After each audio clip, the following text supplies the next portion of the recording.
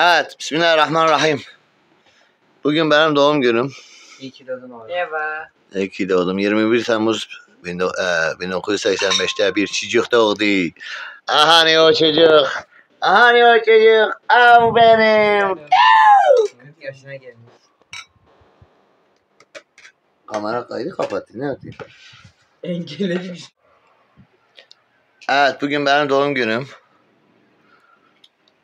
İyi ki doğdun baba. İyi ki doğdun minik. Allah razı olsun çocuklarım. Evet. Bu kim? Hani ben doğdum 1985. 21 Temmuz 1985 günü, pazar günü yani. Gece 11.30'da bir çocuk doğdu. O çocuk benim. Namır namır. Namır namır. Biz burada doğum günü kutluyoruz. Biri de gitmiş 18 yıllık namazlarını kılıyor. Namaz kılıyor.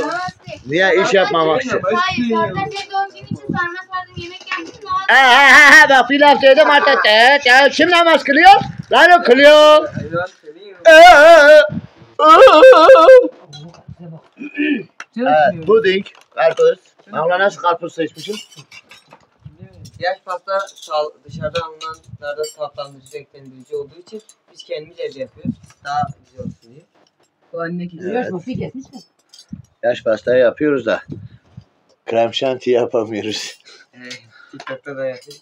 Onu yapamadığımız için yaş pasta yapmadık. Dedim bana bir kek yap yeter. Yaş pasta ne alın ya yapın. Çünkü çok içinde katkı maddeleri var. Evet.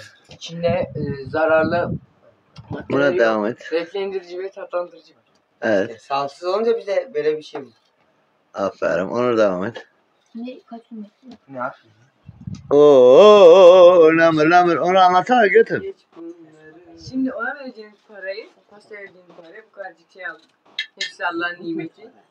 Allah rahmet eylesin. El Fatiha. Evet. Bir gün ben de öleceğim. Türkülerle gömün beni.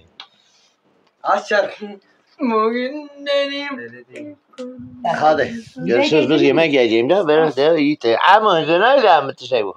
Bu yakmıyor. Bana bir şey ver. Evet, bugün benim doğum günüm, devam ediyoruz.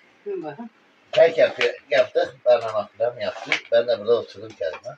Ama da böyle yaptıydım. O yüzden beraber yapmış olduk. Ver. Ne akıllıymışım. Kim namaz kılıyor? Hangi araba namaz kılıyor? Ben kılıyor. Kek. Evet, kekimizi yapıyorum. Bari dedik, kutlamıyorum. Kek tutamıyorum. Kutlamıyorum. Kızım iyi. Doğanır. Bu da ben. Evet. Devam ederiz. Kim Görüşmek kırıyor? üzere. Kapat oğlum.